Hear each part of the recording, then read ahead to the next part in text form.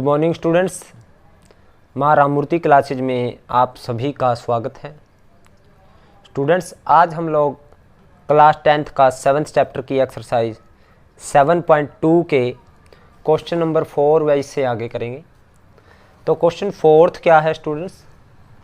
Find the ratio in which the line segment joining these 2 points is divided by this point. हमें ratio निकालना है। कौन सा ratio निकालना है? वो रेशो निकालना है जो इन पॉइंट को ज्वाइन करने वाली लाइन सेगमेंट को ये पॉइंट डिवाइड कर रहा है। ये पॉइंट किस रेशो में इन दो पॉइंट्स को ज्वाइन करने वाली लाइन सेगमेंट को डिवाइड कर रहा है, वो रेशो निकालना है। हमें गिवन पॉइंट है स्टूडेंट्स 4th क्वेश्चन में, लेट गिवन पॉइंट्स हम इनको मान लेते हैं। एक को a मान लिया -3, 10, एक को b मान लिया 6, -8 और एक को p मान लिया -1, 6। अब देखिए उसने क्वेश्चन क्या कहा है। उसने कहा है इन दो पॉइंट्स को ज्वाइन करने वाली लाइन सेगमेंट, ये दो पॉइंट है, ये a है और ये है b। a क्या है -3, 10 और b क्या है 6, -8। इनको ये पॉइंट p डिवाइड कर रहा है -1, 6। ये पॉइंट p है, ये डिवाइड कर, तो ये रेशो निकालना है। तो स्टूडेंट्स रेशो आप m/n मान करके भी कर सकते हो, लेकिन इसको इजी वे से निकालने के लिए आप जब भी रेशो निकालना तो आप इसको k/1 एज्यूम किया करो। आप लोग सोच रहे होगे सर m/n मान करके करेंगे, हम तो m/n मानते हैं। तो m/n मान करके भी हो जाएगा जब आप एज्यूम करेंगे लेट p डिवाइड ab इन m/n, तो भी हो जाएगा, लेकिन थोड़ा सा कैलकुलेशन बढ़ जाएगी। लेकिन यहाँ पे हम लोग क्या करेंगे स्टूडेंट, k/1 एज्यूम करेंगे, इससे कैलकुलेशन बहुत ईजी बन जाएगी। तो लेट हमने एज्यूम कर रहे, लेट p -1, 6 डिवाइड AB इन k/1। ये k/1 में डिवाइड करता है। आप लोग सोच रहे हो m/n मान, तो m/n मान करके भी आप कर सकते हो, लेकिन थोड़ी कैलकुलेशन टफ हो जाएगी। देखिए अब k/1 में डिवाइड करते हमने ये एज्यूम कर लिया। तो यहाँ पे जो हमें पता है, यहाँ पे जो फर्स्ट पॉइंट है वो किसके इक्वल होता है, यहाँ पे यानी जो फर्स्ट पॉइंट है, फर्स्ट कोऑर्डिनेट है, पॉइंट का फर्स्ट कोऑर्डिनेट किसके इक्वल होगा, -1 इज इक्वल टू k की इस साइड में और 1 की इस साइड में पहले से मल्टीप्लाई। तो k की इस साइड में पहले से मल्टीप्लाई 6k और 1 की इस साइड में -3 × 1 अपॉन इन दोनों का सम k+1। अब स्टूडेंट्स यहाँ पे हमें k की वैल्यू निकालनी है, तो क्रॉस मल्टीप्लाई करते हैं। -k -1 is equal to 6k -3। तो k वाले एक साइड, बिना k वाले एक साइड, तो -k प्लस का 6k इस साइड आके माइनस का 6k, तो माइनस का 3 माइनस का 1 इस साइड आके प्लस का 1। तो ये आया student -7k is equal to -2। तो k आ जाएगा हमारे पास -2 अपॉन -7, तो माइनस से माइनस कैंसिल। तो k कितना आया स्टूडेंट 2/7। तो रेशो आया स्टूडेंट्स हमारे पास 2/7/1, यही है ना।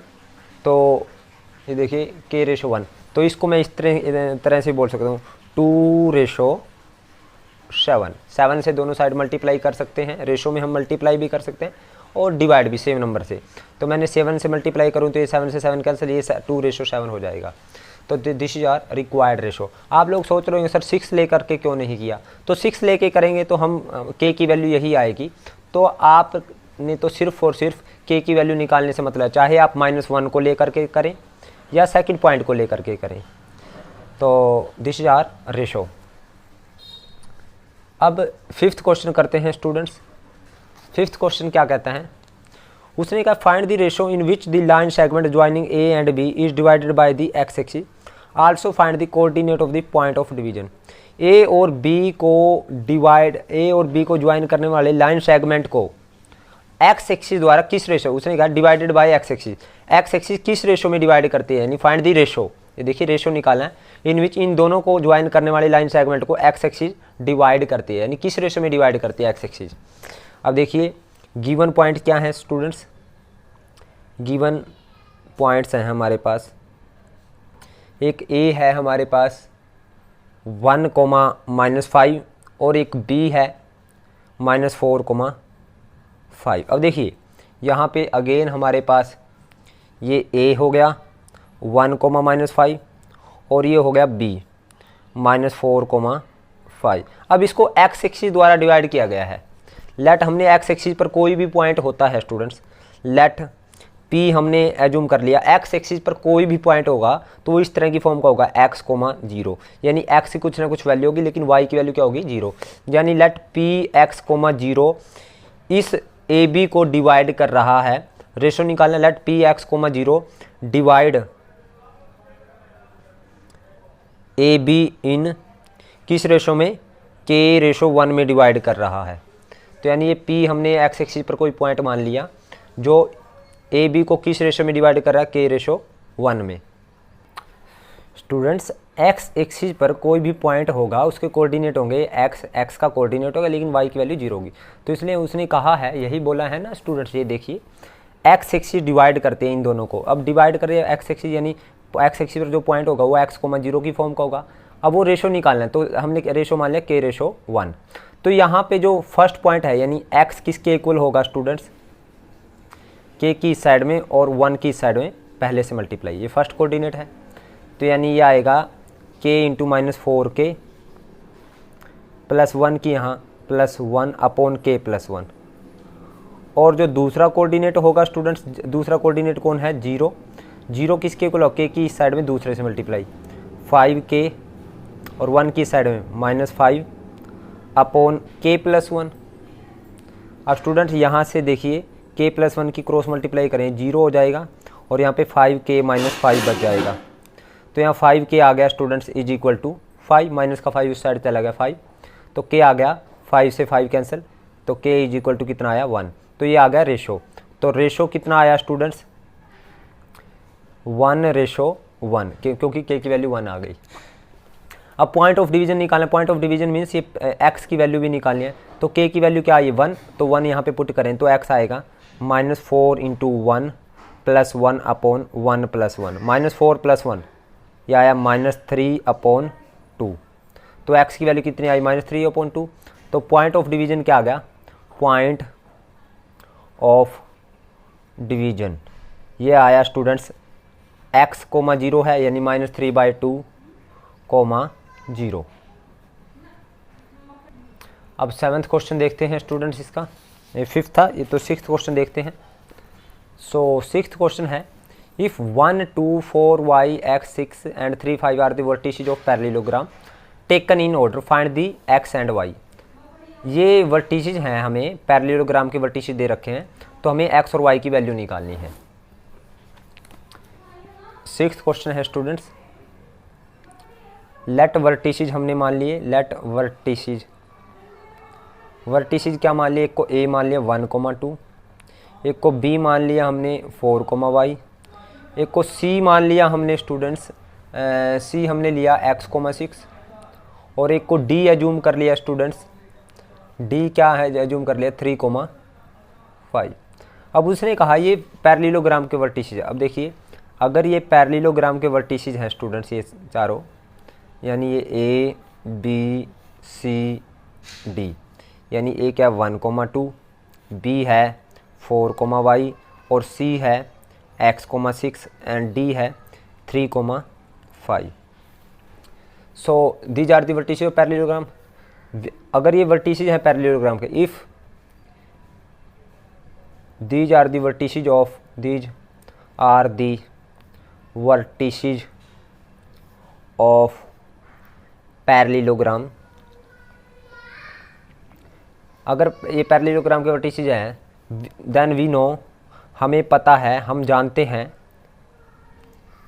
Diagonal of parallelogram bisect each other, diagonal क्या करते हैं, बाइसेक्ट करते हैं। Then we know diagonal of parallelogram bisect each other, bisect करते हैं एक दूसरे को। अगर ये बाइसेक्ट करते हैं, बाइसेक्ट का मतलब क्या होता है स्टूडेंट, इक्वल इक्वल डिवाइड करते हैं, यानी जो इसका मिड पॉइंट आएगा, यानी इक्वल डिवाइड करने का होता है, दोनों का मिड पॉइंट क्या आएगा, सेम रहेगा, यानी दोनों इक्वल डिवाइड करेंगे। इट मीन्स स्टूडेंट्स इसका मतलब क्या हुआ, मिड पॉइंट ऑफ किसका, AC डायगोनल किसके इक्वल होगा, मिड पॉइंट ऑफ BD। तो मिड पॉइंट ऑफ AC कैसे निकलेगा, मिड पॉइंट कैसे निकलता है स्टूडेंट, मिड पॉइंट का फार्मूला मैंने बताया था आपको, यानी पहले दोनों का सम, यानी 1 + x/2 और दूसरा मिड पॉइंट 2 + 6 / 2, ये हो गया डायगोनल AC का मिड पॉइंट। और यहाँ पे इसका मिड पॉइंट क्या आएगा, 4 + 3 यानी 4 + 3 / 2 और उसका y + 5 / 2। तो ये मिड पॉइंट इक्वल होंगे स्टूडेंट्स, ये मिड पॉइंट के कोऑर्डिनेट आए हैं। तो यानी 1, यानी अगर ये दो मिड पॉइंट इक्वल हो गए तो फर्स्ट कोऑर्डिनेट x वाला कोऑर्डिनेट x के इक्वल होगा, यानी 1 + x/2 किसके इक्वल होगा। अगर दो ऑर्डर पेयर इक्वल होते हैं स्टूडेंट्स, ये पेयर हैं और ये इक्वल हैं, तो इट मीन्स पहला कोऑर्डिनेट पहले के इक्वल। तो यहाँ पे पहला कितना है, 4 3 7/2 और दूसरा कोऑर्डिनेट 8/2, 8/2 किसके इक्वल आएगा स्टूडेंट्स, y + 5/2 के, यानी दूसरा कोऑर्डिनेट दूसरे के इक्वल आएगा। 2 से 2 कैंसिल, 2 से 2 कैंसिल, यहाँ से x आया 7 + का 1 इस साइड आके -1, तो x की वैल्यू आई 6 और यहाँ से y आया स्टूडेंट्स 8 + का 5 इस साइड आके -5, तो y आया स्टूडेंट्स 3। सो x और y हमें निकालना था। अब 7th क्वेश्चन देखते हैं स्टूडेंट्स, 7th क्वेश्चन देखते हैं। उसने कहा है find the coordinate of a point A where AB is the diameter of circle whose centre is 2, -3 and B is 1, 4। उसने कहा है A के कोऑर्डिनेट निकाले अगर AB क्या है, डायमीटर है किसका, सर्कल का। अब ये सर्कल है स्टूडेंट्स,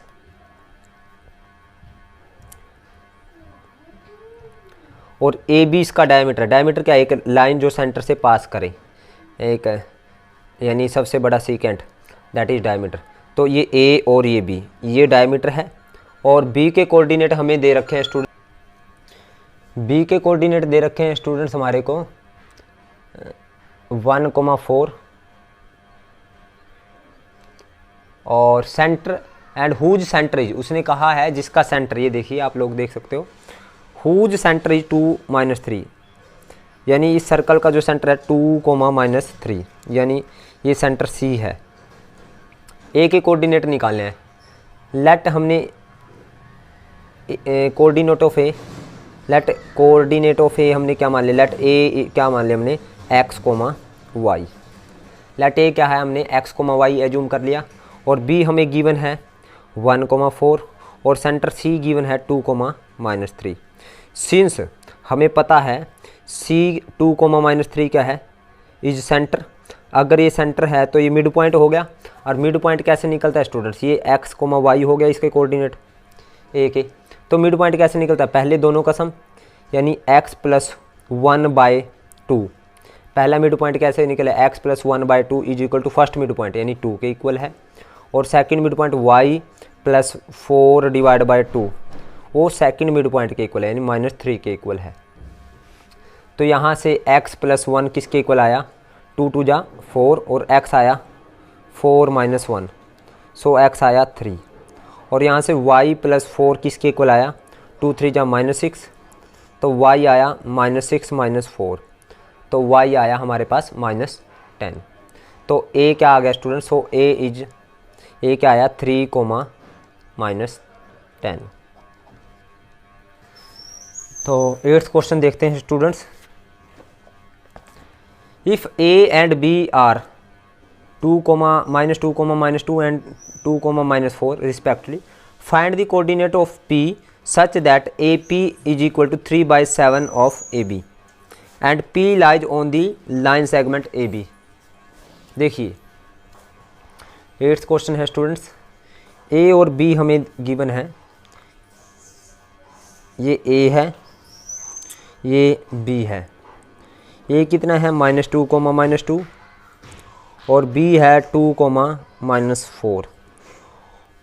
उसने कहा है if A and B are the 2 points, find the coordinate of P such that AP is equal to 3/7 of AB, P lies on the line segment AB, यानी P कहाँ पे, AB के ऊपर है।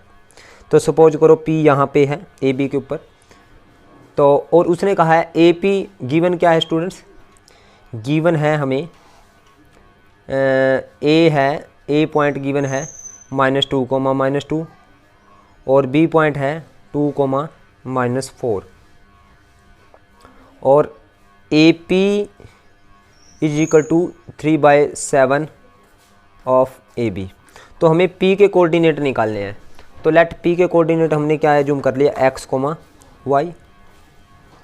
लेट कोऑर्डिनेट ऑफ पी हमने क्या है zoom कर लिया, x, y। तो ये निकालने हैं। तो गिवन है हमें यहाँ से, देखिए स्टूडेंट्स, अगर मुझे ए पी और अपॉन पी बी पता चल जाए, यानी ये ए पी और पी बी का रेशो पता चल जाए, तो हम ये कोऑर्डिनेट निकाल लेते हैं। तो ए पी हमें गिवन है, A P is equal to 3/7 of A B.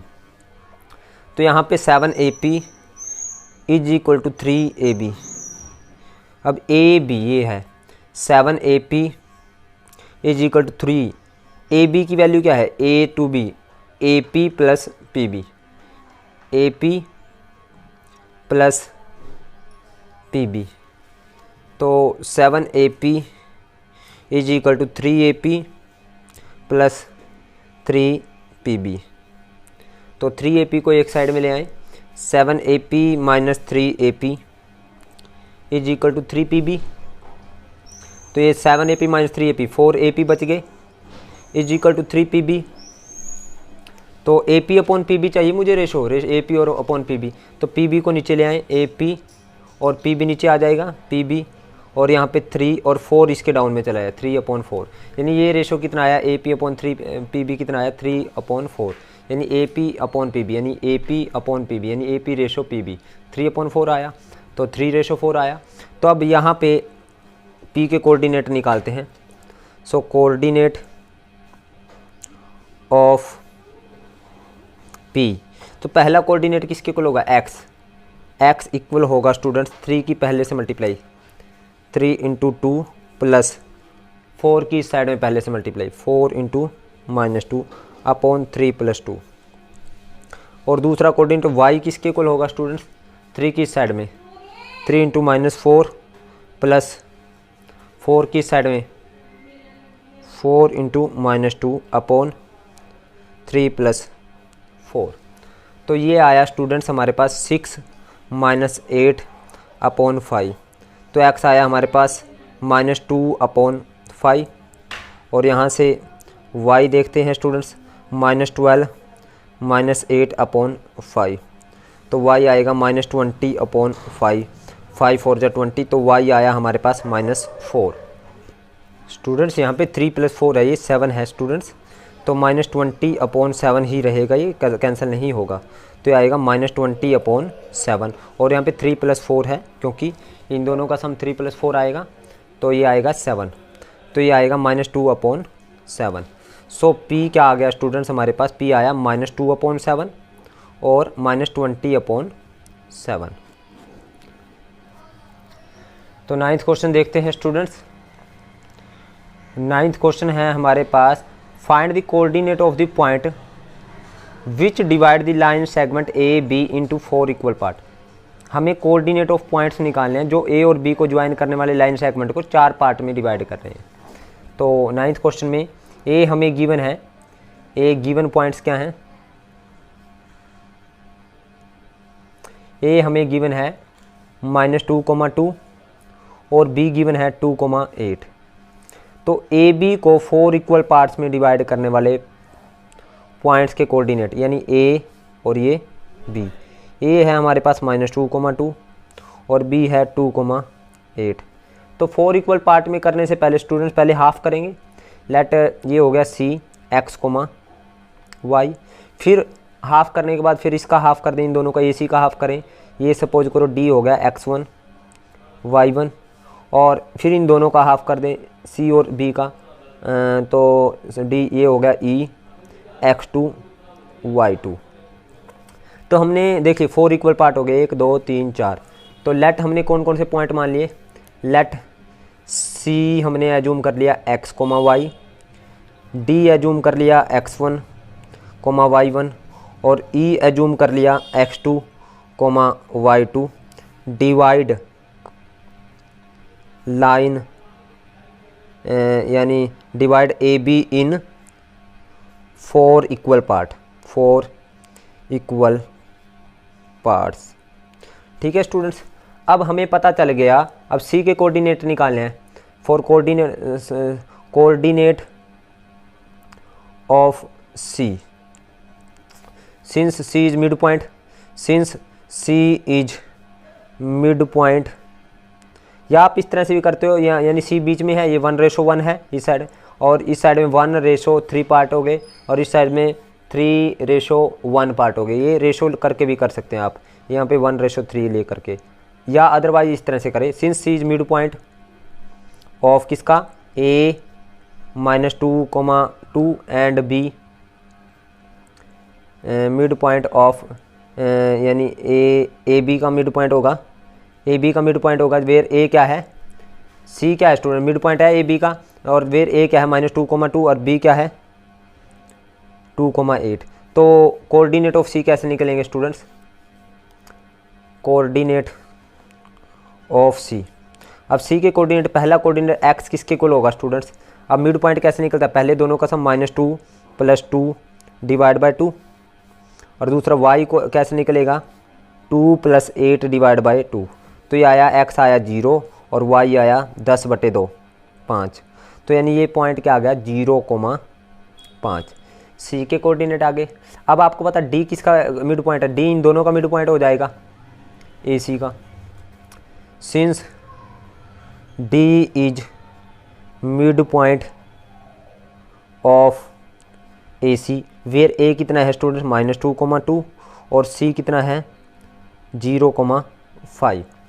So coordinate of D निकालें, कोऑर्डिनेट ऑफ डी, तो पहला कोऑर्डिनेट क्या है x1, तो x1 किसके इक्वल होगा स्टूडेंट्स, पहले दोनों का सम, यानी -2 + 0 -2 + 0/2, और दूसरा कोऑर्डिनेट y1 2 + 5/2, तो है -2 + 0 -2/2, ये 1 आ गया, तो x आया -1 x1, और y1 आया हमारे पास 7/2।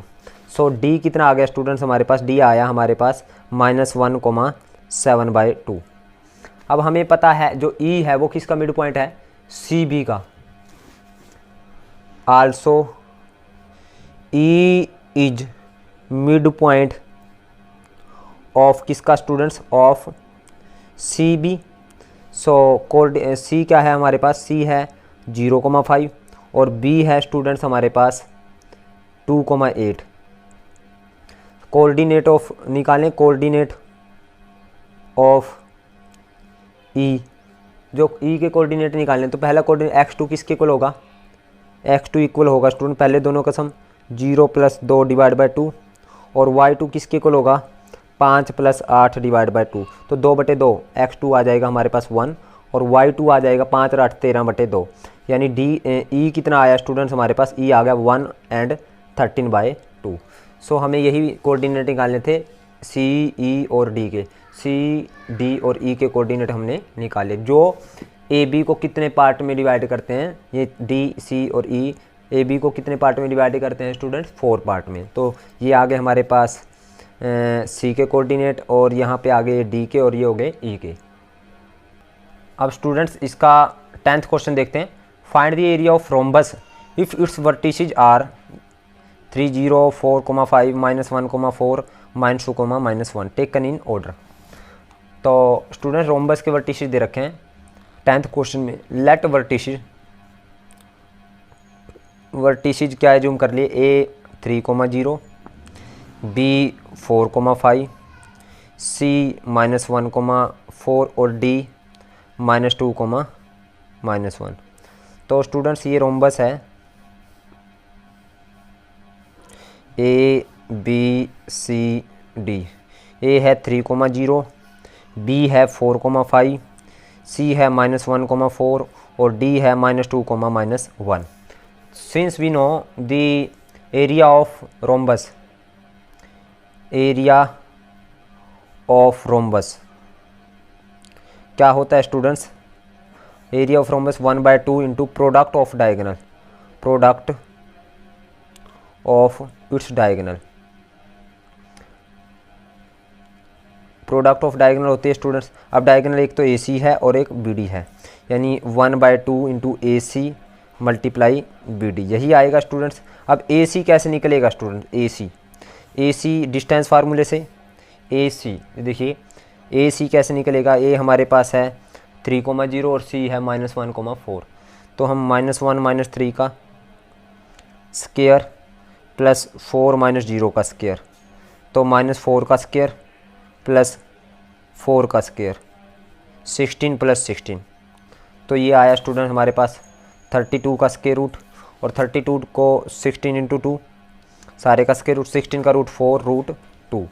अब बी डी निकालते हैं स्टूडेंट्स, बी डी ये है, ये बी है और ये डी है, तो डी माइनस बी करें, -2 - 4 का स्क्वायर, -2 - 4 का स्क्वायर प्लस -1 - 5 का स्क्वायर, -1 - 5 का स्क्वायर, ये 5 को अच्छे तरीके से लिख देते हैं स्टूडेंट्स, तो और सारे का स्क्वायर रूट, तो ये आएगा स्टूडेंट बी डी आया हमारे पास -6 का स्क्वायर प्लस -6 का स्क्वायर, तो ये आया 36 + 36, तो ये आया 72, और 72 को स्टूडेंट्स 36 × 2, तो 36 का 6 और √2, तो एरिया क्या आएगा स्टूडेंट्स, एरिया = 1/2 इंटू ए सी इंटू बी डी। अब 1/2 ए सी कितना आया है 4 √2 और बी डी कितना है 6 √2, तो 2 × 2 = 4, तो 6 × 2 = 12, और √2 × √2 सिंपल 2, तो 12 × 2 = 24, तो 24 स्क्वायर यूनिट्स, यह है स्टूडेंट्स रोम्बस का एरिया। तो स्टूडेंट्स आज के लिए इतना ही, ये थी हमारी एक्सरसाइज 7.2। उम्मीद करता हूँ आपको समझ आई है। अगर आपको समझ आई है तो आप इस वीडियो को लाइक करें, कमेंट करें और ज़्यादा से ज़्यादा शेयर करें। से रिक्वेस्ट है कि वे मेरे चैनल को सब्सक्राइब करें। Thank you very much.